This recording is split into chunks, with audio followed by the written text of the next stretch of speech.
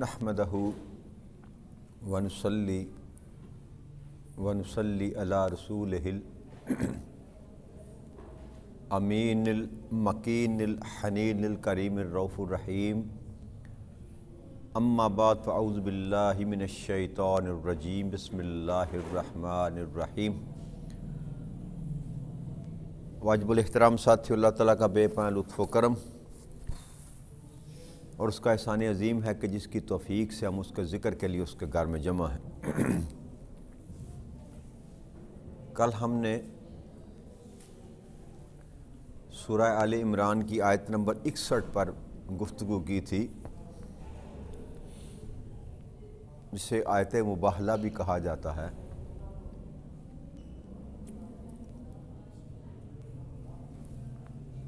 اسی میں ایک ضمناً حدیث مبارک پیش کر کے مضمون کو آگے لے کر چلتے ہیں۔ میں نے عرض کی تھی کہ جب انہوں نے مباہلے سے راہ فرار اختیار کیا تو آقا کریم صلی اللہ علیہ وسلم کے آگے انہوں نے گزارش کی کہ آپ ہمارے ساتھ ایک امین آدمی کو بھیج دیں۔ تو یہ صحیح بخاری کی جلد 2 میں حدیث نمبر ہے 1566۔ راوی ہیں اس کا حضرت حذیفہ رضی اللہ تعالیٰ عنہ۔ تو آپ فرماتے ہیں کہ آقا کریم صلی اللہ علیہ وسلم نے فرمایا کہ میں تمہارے ساتھ ایسے امین کو بھیجوں گا جو پکا اور سچا ایماندار ہے، امین ہے۔ تو صحابہ رسول منتظر تھے کہ آپ صلی اللہ علیہ وآلہ وسلم نے فرمایا کہ اے ابو عبیدہ تم کھڑے ہو جاؤ۔ تو جب وہ کھڑے ہوئے تو آپ نے فرمایا کہ یہ اس امت کے امین ہیں، یہ اس امت کے امین ہیں۔ صحیح بخاری کی ایک اور حدیث ہے، اس میں آقا نے فرمایا کہ ہر امت کا ایک امین ہوتا ہے، اور اس امت کا امین ابو عبیدہ بن جراح رضی اللہ تعالیٰ عنہ۔ تو یہ مقام اللہ کریم نے حضرت عبیدہ بن جراح رضی اللہ تعالیٰ عنہ کو دیا، اور یہ ان مجاہدوں میں ان کا شمار ہوتا ہے جو بدر کے میدان میں جنہوں نے پہلے جو ہے نا جنگ کا آغاز کیا۔ ابو عبیدہ بن جراح یہ زخمی ہوئے تھے غزوہ بدر میں، تو یہ پہلے سپاہی ہیں جنہوں نے کفار کے ساتھ جنگ کی، اور آقا نے ان کو یہ ٹائٹل دیا کہ یہ میری امت کے امین ہیں۔ تو آگے اللہ کریم نے ارشاد فرمایا ان ھذا لھو القصص الحق وما من الہ الا اللہ وان اللہ لھو العزیز الحکیم، کہ بے شک یہی بیان سچا ہے اور کوئی بھی اللہ کے سوا لائق عبادت نہیں، اور بے شک اللہ ہی تو بڑا غالب اور حکمت والا ہے۔ تو یہ بیان کرنے کے بعد حضرت عیسیٰ علیہ السلام کا سارا واقعہ، حضرت مریم سلام اللہ علیہ کا سارا واقعہ، اور پھر عیسائی وفد کے ساتھ جو گفتگو تھی، مباہلہ تھا، وہ سارا کچھ بیان کرنے کے بعد اللہ کریم اب ارشاد فرماتے ہیں کہ یہ جو میں نے قصہ بیان کیا، جو بیان کیا، یہ حقیقت میں یہی سچا ہے۔ اس کے ماں سوا جو کچھ عیسائی یا یہودی بیان کرتے ہیں اس میں کچھ صداقت نہیں ہے۔ اگر صداقت ہے بھی تو کچھ ہے کچھ، لیکن جو اللہ کریم نے بیان فرمایا حضرت مریم کی والدہ سے لے کر عیسیٰ علیہ السلام کی دنیا سے اٹھائے جانے تک جتنا مضمون اللہ کریم نے آل عمران میں بیان فرمایا، اللہ کریم فرماتے ہیں کہ یہ ہی سچا بیان ہے، اس کے علاوہ کوئی اور دوسری بات سچی نہیں۔ فَإِن تَوَلُّوا فَإِنَّ اللَّهَ عَلِيمٌ بِالْمُفْسِدِينَ، پھر اگر وہ لوگ روح گردانی کریں تو یقیناً اللہ فساد کرنے والوں کو خوب جانتا ہے۔ کہ اب یہ سارا کچھ سننے کے بعد بھی قرآن کا نزول ہو جانے کے بعد اور نبی آخر الزمان صلی اللہ علیہ وسلم کے آ جانے کے بعد بھی اب اگر کوئی بندہ اس سے پھر جاتا ہے، اس حق بات سے، اس دین سے پھر جاتا ہے، تو اللہ نے فرمایا کہ یقیناً اللہ فساد کرنے والوں کو خوب جانتا ہے۔ تو یہاں اللہ نے دین مبین سے پھر جانا اور فساد پیدا کرنے کو ایک ساتھ جوڑ دیا کہ جو پھر جاتا ہے، اپنی من مرضی کرتا ہے، اپنی منشا کو شامل کرتا ہے، اپنے دل کو راضی کرنے کے لیے، اپنے لوگوں کو راضی کرنے کے لیے، اپنے قبیلے کو راضی کرنے کے لیے، اپنے حاکم وقت کو راضی کرنے کے لیے، یہی محرکات ہوتے ہیں انسان کے، جہاں انسان حق بیان کرنے سے گھبراتا ہے، شرماتا ہے، کہ کوئی ایسا مفاد اس کا ہوتا ہے جس کے تحت وہ کہتا ہے چلو یار گزارا کر لیتے۔ تو اللہ فرماتے ہیں کہ جب حق آ گیا اور میرے رسول نے بیان کر دیا، اب جو اس سے پھرے گا، روگردانی کرے گا، تو یقیناً کیا اللہ فساد کرنے والوں کو خوب پہچانتا ہے، خوب جانتا ہے کہ ان کا شمار مفسدین میں اللہ کریم نے کیا، فساد کرنے والے۔ آگے اللہ کریم نے ارشاد فرمایا قل یا اہل الکتاب تعالوا الی کلمات سواء بیننا وبینکم الا نعبد الا اللہ ولا نشرک بہ شیئا ولا یتخذ بعضنا بعضا اربابا من دون اللہ فإن تولوا فقولوا اشہدوا وبأننا مسلمون۔ کہ آپ فرما دیں اہل کتاب، عیسائی اور یہودی دونوں مخاطب ہیں اس آیت کریمہ، تم اس بات کی طرف آ جاؤ جو ہمارے اور تمہارے درمیان یکساں ہے، اور یہ کہ ہم اللہ کے سوا کسی کی عبادت نہیں کریں گے اور ہم اس کے ساتھ کسی کو شریک نہیں ٹھہرائیں گے، اور ہم میں سے کوئی ایک دوسرے کو اللہ کے سوا رب نہیں بنائے گا۔ پھر اگر وہ روگردانی کریں تو کہہ دے کہ گواہ ہو جاؤ کہ ہم تو اللہ کے تابع فرما ہیں، مسلمون، ہم تو مسلمان ہیں۔ تو یہاں اللہ کریم نے اہل کتاب کو یہ مخاطب کر کے آقا کریم صلی اللہ علیہ وسلم ان کو کہا کہ آ جاؤ نا، چلو جن باتوں میں ہماری مشترک بات ہے کہ اللہ ایک ہے، جی قیامت ہے، آخرت کا ہے، نیک اعمال ہیں، برے اعمال ہیں، یعنی کہ جو کچھ بھی دین کے مذہب کے لحاظ سے ہم میں اور تمہیں مشترک ہے نا، اس پر تو کھڑے ہو جاؤ۔ جو کامن چیزیں ہیں ہمارے اور آپ کے مذہب میں، دین تو ایک ہی تھا، انہوں نے ٹائٹل دے رکھا تھا عیسائیت اور یہودیت، حقیقت میں تو وہ مسلمان ہی تھے سارے، اصل دین اسلام تھا۔ تو اللہ نے فرمایا کہ اگر وہ اس کو بات کو مان جائے نا تو ٹھیک ہے، اگر نہ مانے تو آپ پھر کہہ دیں کہ گواہ ہو جاؤ کہ ہم تو اللہ کے تابع فرما ہیں، ہم مسلمان ہیں، ہم اسلام کے سوا کوئی ٹائٹل پسند نہیں کرتے۔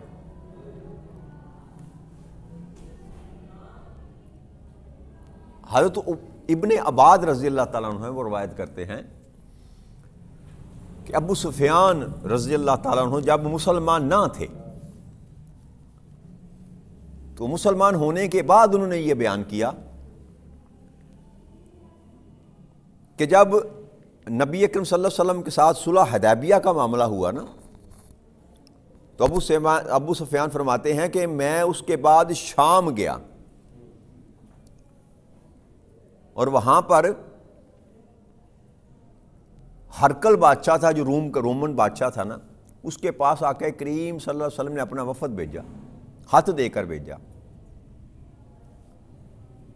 تو یہ خط جو تھا بصرہ کے سردار کو دیا گیا اور وہ لے کر ہرکل بادشاہ کے پاس چلا گیا کہ یہ عرب کی سرزمین سے محمد عربی صلی اللہ علیہ وسلم نے تمہارے نام خط بھیجا ہے۔ تو جب ہرکل نے وہ خط پڑھا تو اس نے اپنے دربار سے مخاطب ہو کر یہ کہا کہ تم میں سے کوئی اس قبیلے کا، اس شہر کا بندہ ہے جس شخص نے مجھے یہ خط بھیجا ہے اور نبوت کا دعویٰ کیا؟ تو لوگوں نے کہا ہاں، اس قوم کے کچھ لوگ یہاں موجود ہیں۔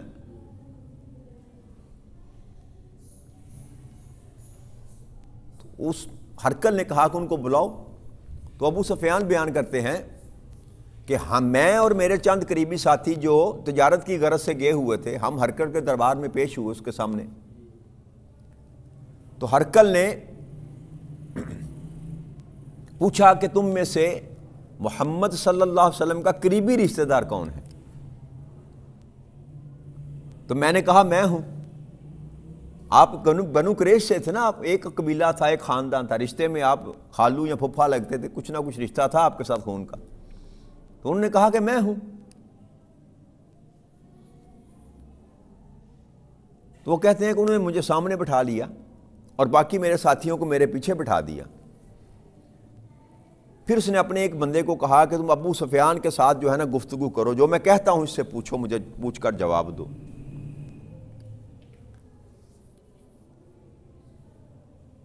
اور ابو سفیان کے ساتھیوں کو کہا کہ اگر یہ کوئی غلط بیانی کرے تو تم نے مجھے بتانا ہے کہ یہ غلط کہہ رہا ہے۔ تو ابو سفیان فرماتے ہیں کہ اگر مجھے اپنے ہمراہیوں کا خوف نہ ہوتا کہ یہ سچ بیان کر دیں گے تو میں پھر اپنی من مرضی سے بیان کرتا۔ تو اس مجبوری کے عالم میں ابھی تھے وہ مشرک ہی، اسلام قبول نہیں کیا تھا۔ تو اس نے جب پوچھا کہ ابو سفیان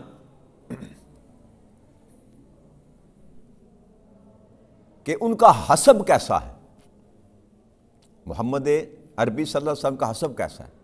تو ابو سفیان کہتے ہیں کہ حسب اور نسب میں ہم سب سے اعلیٰ ہیں، وہ ہم سے سب سے اعلیٰ ہیں۔ پھر اس نے پوچھا کہ یہ بتاؤ کہ کیا ان کے آباء و اجداد میں کوئی بادشاہ ہوا ہے؟ تو ابو سفیان نے فرمایا کہ نہیں، ان کے آباء و اجداد میں کوئی بادشاہ نہیں ہوا۔ پھر اس نے پوچھا کہ جنہوں نے نبوت کا دعویٰ کیا ہے، کیا انہوں نے نبوت کے دعوے سے قبل کبھی زندگی میں جھوٹ بولا؟ تو ابو سفیان نے کہا کہ نہیں، انہوں نے کبھی جھوٹ نہیں بولا۔ پھر ان سے پوچھا کہ کیا ان کے خاندان میں پہلے کوئی نبی تھا؟ تو انہوں نے کہا کہ نہیں، کوئی نبی نہ تھا۔ پھر اس نے اور سوال کیا کہ اب یہ بتاؤ کہ اس پر ایمان جو ہے وہ غریب لے کر آتے ہیں کہ امیر لے کر آتے ہیں؟ تو ابو سفیان نے کہا کہ نہیں، غریب طبقہ جو ہے نا وہ ان پر ایمان لے کر آتا ہے۔ پھر اس نے پوچھا کہ جو ایمان لے کر آتا ہے کیا ان میں سے کبھی کوئی اپنے ایمان سے پھرا؟ تو ابو سفیان نے کہا نہیں، وہ تو کٹ مر جاتے ہیں لیکن اپنے دین کو چھوڑنے کے لیے تیار نہیں ہوتے۔ پھر اس نے سوال کیا کہ کیا تمہاری ان کے ساتھ کبھی جنگ ہوئی؟ تو 2 جنگیں تو ہو چکی تھی نا، 2 غزوات، بدر اور خندق نا، اپنا بدر اور احد۔ تو انہوں نے کہا کہ ہاں ہمارے ساتھ ان کا مقاتلہ ہوا، کبھی وہ جیت گئے کبھی ہم جیت گئے۔ تو پھر اس نے پوچھا کہ اچھا یہ بتاؤ کہ کیا کبھی انہوں نے وعدہ خلافی کی؟ تو اس نے کہا کہ آج تک تو نہیں کی، لیکن آج کل ہمارا اور ان کا ایک معاہدہ چل رہا ہے، صلح حدیبیہ جو تھا، اب دیکھتے ہیں کیا صورت نکلتی ہے۔ تو ابو سفیان کہتے ہیں اس سے آگے اس نے مجھے زیادہ بولنے نہ دیا۔ تو پھر وہ ہرکل نے کہا، اب ہرکل کا بیان شروع ہوا کہ ابو سفیان تو نے مجھے یہ کہا کہ پیغمبر وہ عالی حسب ہیں، تو پیغمبر ہمیشہ عالی حسب و نسب کے مالک ہوتے ہیں، یعنی کہ پہلی نشانی کہ پیغمبر جو ہوتا ہے اس کا نسب اور حسب ہمیشہ اعلیٰ ہوتا ہے۔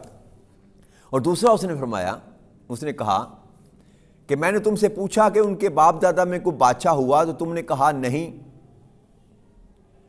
تو میں نے یہ سوچا ابو سفیان اگر کوئی ان کا بادشاہ ہوتا تو میں تسلیم کر لیتا کہ یہ جھوٹا ہے، یہ اپنے بڑوں کی حکومت حاصل کرنا چاہتا۔ تو تم نے کہا کہ نہیں۔ پھر تو نے یہ بتایا کہ زیادہ ان کے ماننے والے غریب ہیں اور کبھی میں نے ان کو جھوٹ بولتے ہوئے نہیں سنا، اور پھر ان کے دین سے کوئی بدظن ہو کر نہیں جاتا۔ تو انہوں نے فرمایا کہ ایمان کی علامت ہی یہ ہے کہ جس دل میں گھر کر جائے پھر وہاں سے نکلتا نہیں ہے۔ جو صاحب ایمان ہو گیا نا دوستو، جس کو ایمان نصیب ہو گیا، پھر وہ گردن کٹا دینا پسند کرتا ہے، ایمان کو چھوڑنا پسند نہیں کرتا۔ یہ اب ہرقل کہہ رہا ہے، وہ عیسائی بادشاہ، کہ ایمان کی تو علامت ہی یہ ہے کہ جب وہ داخل ہوتا ہے تو پھر اندر سے نکلتا نہیں ہے۔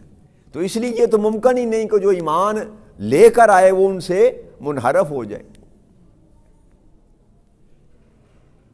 پھر آپ نے پوچھا آپ سے، ہرقل نے کہا کہ میں نے تم سے پوچھا تھا کہ وہ بڑھ رہے ہیں کہ کم ہو رہے ہیں، تو نے کہا کہ بڑھ رہے ہیں۔ اس نے کہا حق کی نشانی یہ ہوتی ہے کہ وہ ہمیشہ بڑھتا ہے، باطل کم ہوتا ہے، باطل مٹ جاتا ہے، لیکن حق کی نشانی یہ ہے کہ وہ بتدریج بڑھتا چلا جاتا ہے، اور ایک وقت آتا ہے کہ وہ غالب آ جاتا ہے۔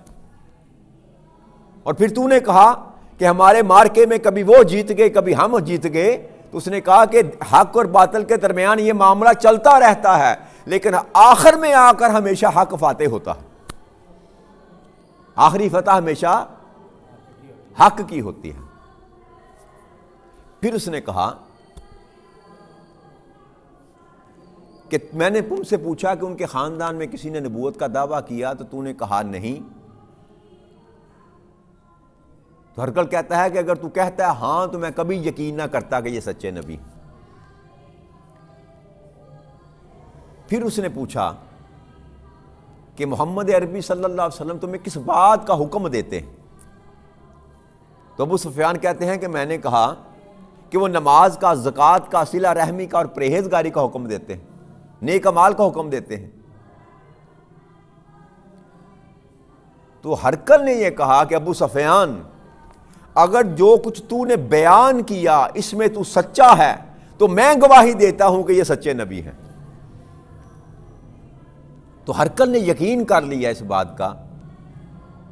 پھر اس نے وہ آقا کریم صلی اللہ علیہ وسلم کا ہاتھ دوبارہ پڑھا، جس کا مضمون یہ تھا کہ بسم اللہ الرحمن الرحیم، یہ خط محمد رسول اللہ صلی اللہ علیہ وسلم کی طرف سے ہے، اور روم کے بادشاہ ہرقل کو معلوم ہونا چاہیے کہ جو دین حق کی پیروی کرے گا اس پر سلام، میں تم کو کلمہ سلام کی طرف بلاتا ہوں، اگر تو نے سلام قبول کر لیا تو تو سلامت رہے گا، دگنا ثواب تم کو اللہ تعالیٰ عطا فرمائے گا۔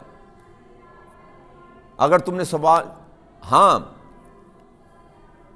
اور اگر تم نے سلام قبول نہ کیا تو تمہارا گناہ تو تمہارے سر ہوگا، جو تمہاری رعایا ہے اس کے سلام نہ لانے کا جو ہے گناہ وہ بھی تیرے سر پر ہوگا۔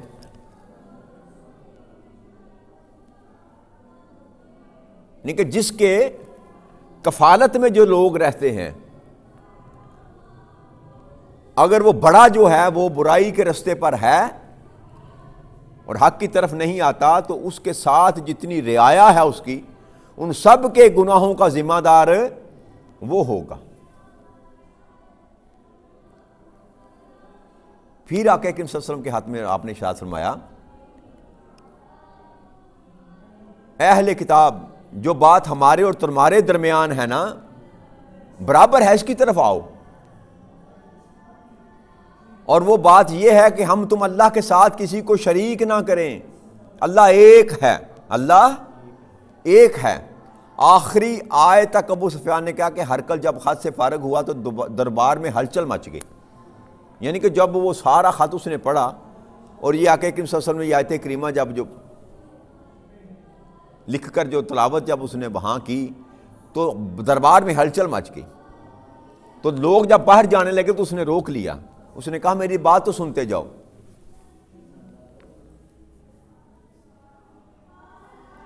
تو اس نے اپنے بڑے بڑے سرداروں سے پوچھا کہ اب تم کیا چاہتے؟ اندر سے وہ بدل چکا تھا، لیکن تھا بادشاہ، کرسی کا مالک تھا۔ تو اس نے اپنے درباریوں کو اکٹھا کیا، تو اس نے کہا کہ تم کیا چاہتے ہو؟ اور ان سے کہا کہ اگر تم یہ چاہتے ہو کہ ہمیشہ سلامت رہو اور تمہارے ملک تمہارے ہی ہاتھ میں رہے تو ہدایت اور ہمیشہ سلام کی طرف آؤ، یعنی کہ ایمان لے آؤ۔ یعنی کہ اس بات تک وہ مطمئن ہو چکا تھا، عقیدہ اس نے کامل کر لیا تھا کہ جو اب محمد عربی صلی اللہ علیہ وسلم نے فرمایا اور اس کو یقین تھا کہ حق پر ہیں اور فتح ہمیشہ حق کی ہوتی ہے، اگر ہم نے اسلام قبول نہ کیا تو یہ سلطنت، یہ حکومت، سارا کچھ ہمارے ہاتھ سے جاتا رہے گا۔ تو اپنے درباریوں کو کہنے لگا، سرداروں کو کہنے لگا کہ اگر تم چاہتے ہو کہ ہمیشہ سلامتی تمہارے پاس رہے اور یہ حکومت اور اقتدار تمہارے ہاتھ میں رہے تو آجو، ہمیشہ سلامتی کی طرف آجو، یعنی کہ دین اسلام کو قبول کر لو۔ تو وہ لوگ سخت ناراض ہو کر کہتے ہیں دروازوں کی طرف بھاگے، مگر دروازے بند پائے۔ تو ہرقل نے کہا بھاگو نہیں، میرے قریب آؤ۔ سب آگے آئے تو ہرقل نے کہا میں تم لوگوں کا امتحان لے رہا تھا، میں خوش ہوں کہ تو اپنے دین پر قائم ہو، ثابت ہو۔ اس کے بعد خوش ہو گئے، ہرقل کو سجدہ کر کے واپس چلے گئے۔ یعنی کہ آخری جب اس نے دیکھا کہ یہ تو دین کی طرف نہیں پلٹ رہے، تو اپنی بادشاہت بچانے کے لیے کہ کہیں میں اگر کہوں کہ میرا مت زبردستی کروں تو یہ بغاوت کر دیں گے میرے خلاف، تو اس نے کہا ادھر آؤ، بھاگو نہ، میں تو تمہیں آزما رہا تھا بس کہ تم اپنے دین پر کس قدر پختہ ہو، کس قدر پختہ ہو۔ تو یہ ان کو اللہ کریم نے ایڈریس فرمایا، اہل کتاب کو، وہاں بھی یہ پیغام بھیجا کہ کریم صلی اللہ علیہ وسلم نے کہ جو چیزیں آپ کے اور ہمارے درمیان مشترک ہیں نا، اس پر تو کم از کم ہم ایک ہو جائیں۔ تم اپنے مذہب میں آزاد ہو، تم اپنے مذہب میں آزاد ہو، ہم اپنے دین میں، لکم دینکم ولی دین، تم کو تمہارا دین مبارک، ہم کو ہمارا دین مبارک، لیکن جو کامن چیزیں ہیں اس پر تو ہم اکٹھے ہو جائیں، اس پر تو ہم اکٹھے ہو جائیں۔ تو اس میں سے یہ بھی پیغام نکلتا ہے کہ جو مسالک کے درمیان ہماری لڑائی ہے، بین المسالک جو ہماری لڑائی ہے، تو اس میں سے یہ بھی تو سبق ہمیں حاصل کرنا چاہیے کہ جو چیزیں ہم میں کامن ہیں، جتنے بھی مسلک ہیں، وہ تو مذاہب کی بات کی جا رہی ہے نا، کہ جتنے مذاہب ہیں، عیسائیت ہے، یہودیت ہے، اسلام ہے، ان میں جو چیز کامن ہے اس پر تو کھڑے ہو جائیں کہ اللہ ایک ہے، رسول سچے ہیں، جنت اور جہنم ہے، فرشتے ہیں، یہ سارا نظام جو ہے کائنات کا، اس پر تو ہر بندہ متفق ہو جائے۔ یہ تو بات تھی بین المذاہب۔ اب بین المسالک بھی تو یہ کلیہ اپنایا جا سکتا ہے نا، کہ بھئی جو چیزیں ہم میں اور تم میں کامن ہیں وہاں تک تو اکٹھے ہو جائیں۔